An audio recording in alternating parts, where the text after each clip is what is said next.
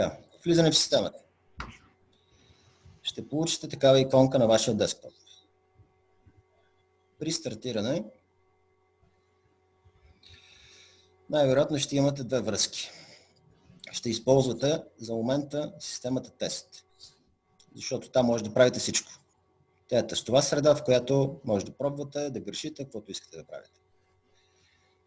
Потребителско име и парола. Ще ги получите тези данни, като имайте предвид, че те са главни и малки букви, има значение дори интервал по случайно име. Включим паролата.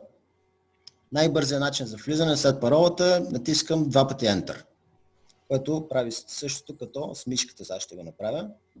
Първият Enter казва идентификация, с което системата ви казва да, имате достъп до системата, имате достъп до тази фирма, в случая тестова фирма. И втория Enter ще направи това, избор на фирма и вход в програмата.